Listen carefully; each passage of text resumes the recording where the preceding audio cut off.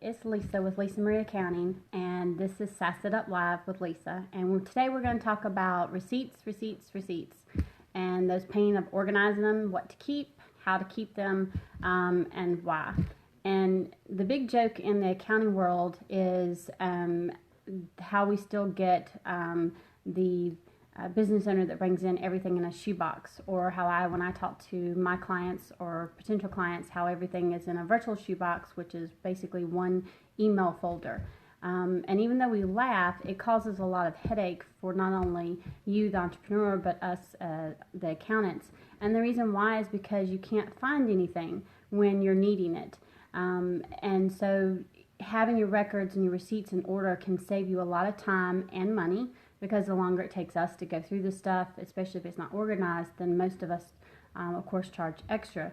So it's going to also save you a lot of headache, which means it can also help take the chaos out of your numbers, which is, of course, what we want to do. Any record that pertains to your business should be kept. For example, your business expense receipts, of course, meal receipts. What I mean by that is if you go and meet a potential client, or in most cases like online entrepreneurs, we have a lot of our clients online, but we also do meet locally with some people that we network with. Well, if it's a business meeting, then that isn't a business expense, so those meal receipts should be kept.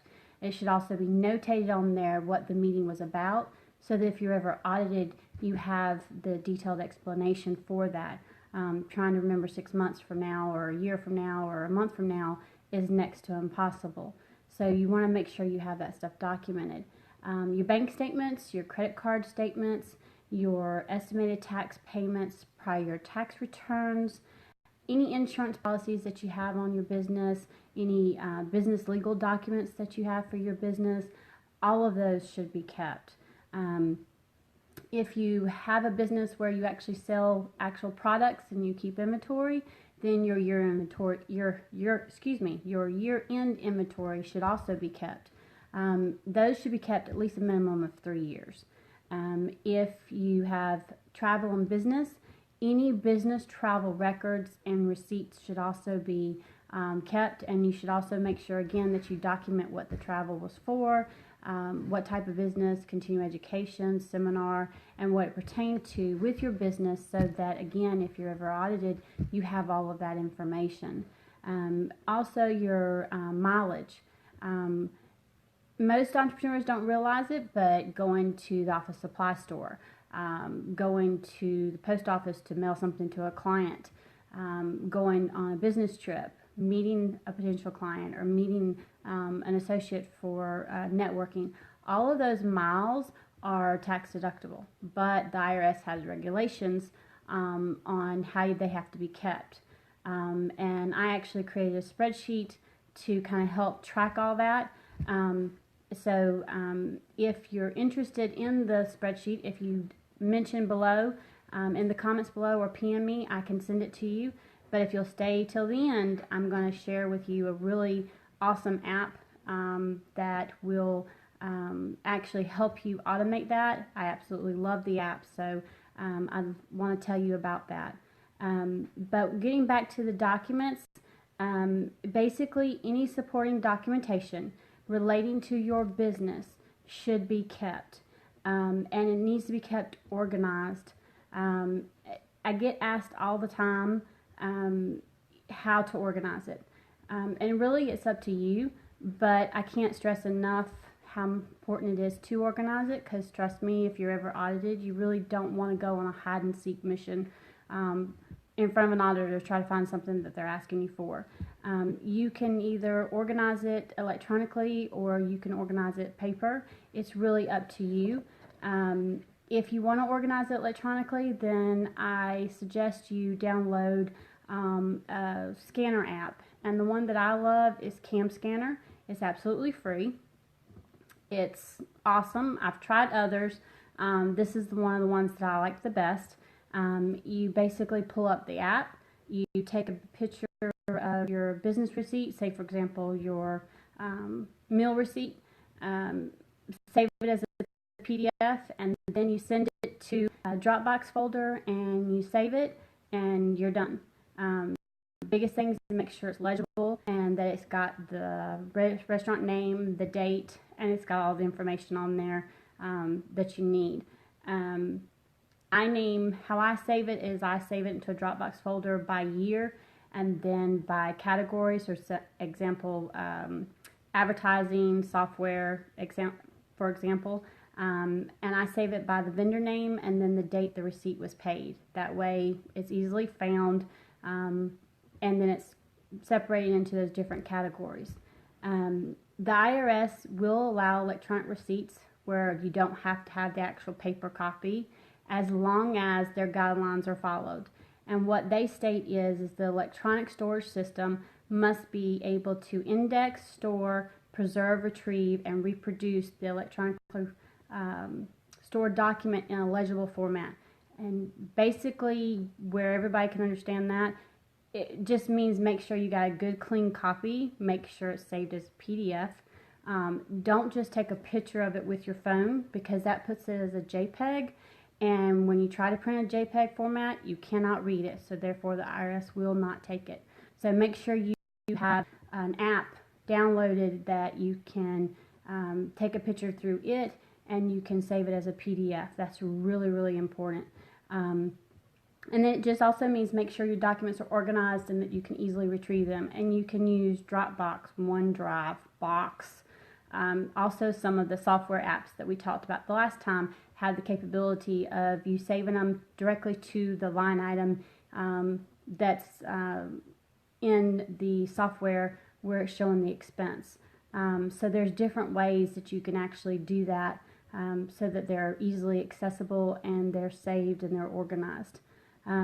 If you want a hard copy, because I do have clients out there that prefer that way, get you an expanding folder by month, and then print each one out, make sure you document everything, and then just save it in those individual little tabs. You can just stick them in there for each month.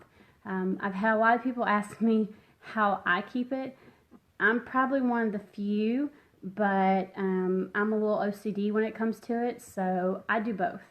I have a Dropbox folder with all of it, saved electronically. Everything, receipts, meal receipts, you name it, it's all in there. It's electronically filed. My bank statements and all are also electronically saved. Those I do not have hard copies of, but all of my other receipts, I also have an expanding folder by month, and everything is printed and kept in there. And then my original receipts, like office supply receipts, both receipts, after I take a picture of them and save them as a PDF, I have an envelope for each month, and they go in there, and again, they're in the tabs. You don't have to do both. You can choose one or the other. That's just me. That's the way I like to have it. I want to be able to have both. I do keep my hard copies for 3 years, and then after that I shred them. I keep my electronically filed copies for at least 6 years, and sometimes longer. It just depends. But those I try to keep longer. My hard copies I don't. For keeping up with the mileage, you can do it manually, like I said before. And again, I have a spreadsheet that will actually calculate the number of miles for you. But there is an app that I absolutely love. I don't get any commission off of it. I share it because I have it myself and I love it. It's called Mile, MILEIQ. And if you download it on your phone and you have it running in the background with your GPS tracker, it will actually tell when you're driving. And so when you get through with the stop, it'll pop up and it'll ask you, was this a business trip? And it'll have the from and to kind of showing up for you. And you can either swipe it to the right, saying it was a business trip and saying what kind, or swipe it to the left, saying it's a personal trip.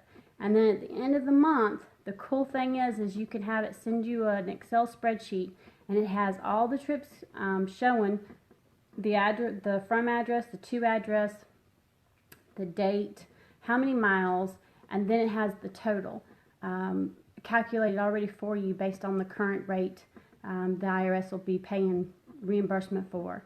It has it already totaled everything, and it includes everything the IRS requires. and you just print that spreadsheet and keep it with your stuff, and you can total up at the end of the year. And that's it. You don't have to do anything else. It does it all for you. It's an awesome app. I truly, truly love it.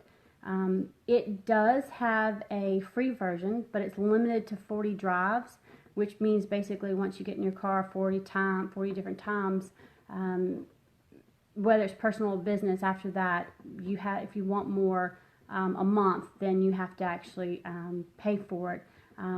But I normally don't recommend paid for apps. However, I cannot stress enough that I absolutely love this app. It's worth every single penny. It saves a lot of time, a lot of aggravation. You don't have to remember to keep up with it because it automatically pops up for you. You can set it ahead of time to tell you to send you the spreadsheet like I do, and it automatically sends it to you in the email. It'll send you a weekly reminder telling you what so far you have, and if you have any trips that you haven't documented, then it'll remind you, and you can go in and tell it which ones are which. If you try it out and you like it, please use this discount code. One of the things the accountants are allowed to do is we can pass it on to our clients and to our entrepreneurs that love it. It's a discount for 20% off the app, and like I said, I don't get a commission on it, but I really think you'll like it. The discount code is all caps LROB 591 capital A, and I'll put it in the notes below as well, or you can PM me for it, and I'll share it with you. Like I said, I absolutely love this app. I can't stress enough the importance of just making sure you have your documents in order. There's no right or wrong way to do it. Each person has different things that work for them. Just start putting the stuff in order, and I can promise you that it will help take a lot of chaos off of you. It'll save you a lot of headache because you'll know where your stuff is and you'll be able to find it. I hope you found this stuff really helpful, and of course if you have any questions, please comment below. Now or after, I will of course answer them. I wanted to let y'all know that the next few Sassed Up Lives are going to be all about tax tips and tax preparation to get ready for the tax season that's right around the corner. So the next one's going to be Tuesday at 10 a.m. next Tuesday. We're probably going to be working up to doing 2 a week to get us all ready for the tax season. So if you've got any questions or you've got any tax tips or anything that you want me to include in that series of Sassed Up Live, please PM me or comment below so that I'll know and so that I can include them. Until then, I hope you have a great day, and talk to you later. Bye.